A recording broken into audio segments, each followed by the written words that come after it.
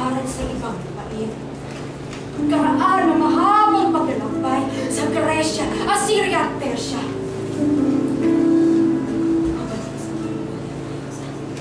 Ipinatawag ako nito upang lintisin sila. Pagkatapos lintis, pagdaan ko sa Babylonia, pagbalik sa aking bayan. Ito ang isang lihim. Ang lihim na Juan Despertis! Ang malakas na loob ng salamang Kerod Kaumata, impostor na nagmamahala! Sa takot na nisubok siya ay kapises, sinikap ito ay kasawian! Ako lumipig sa anak ng dalaga ng isang saserdote, dahil isa yung biglang niliwanag tulad ng lutong kabubukat pa lamang. Nasaan din siya ng saserdote ng Abidos? Saserdote, gumawa ng kaguluhan. Ako ay dinuhin. Magkita ng mga papirong tagpuan sa aking mahal. Sa magkita ng panlililang. Yaw ang kaguluhan. Pabalik na sa bises. Wala sa pagkong pagsalakay.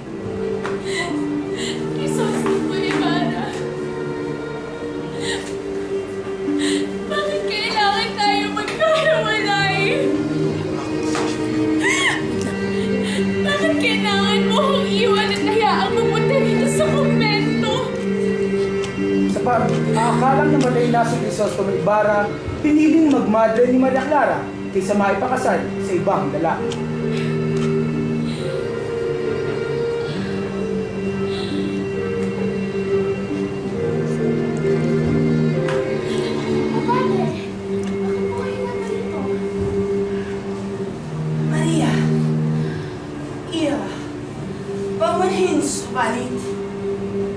Subalit ano, Padre?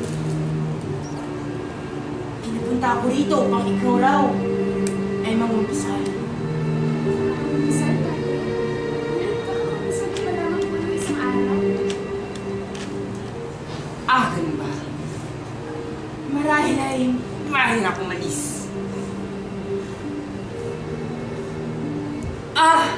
Iha? Kamusta na nga pala ang iyong lagay? Mabuti naman po, Padre. Sasali na po sa buhay ko. Ganun ba?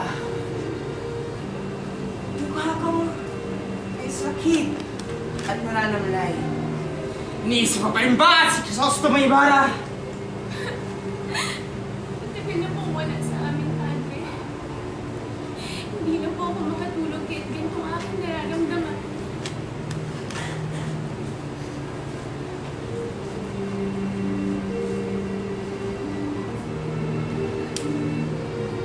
Nais mo bang gumaling? Padre!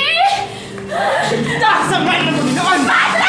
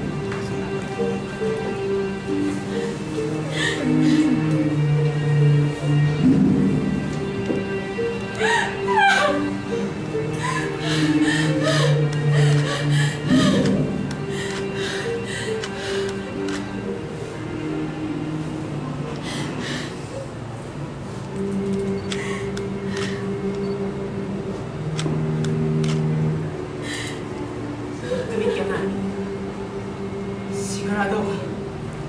Bukas.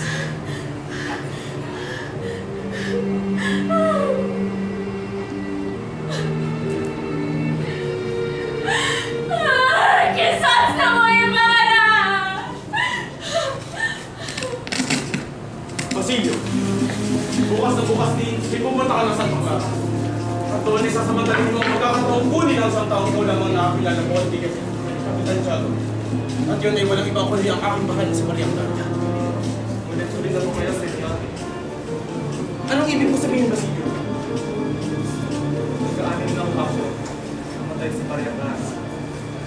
Hindi! Hindi patay si Maria Clara. Buhay siya at ililigtas siya ngayong gabi.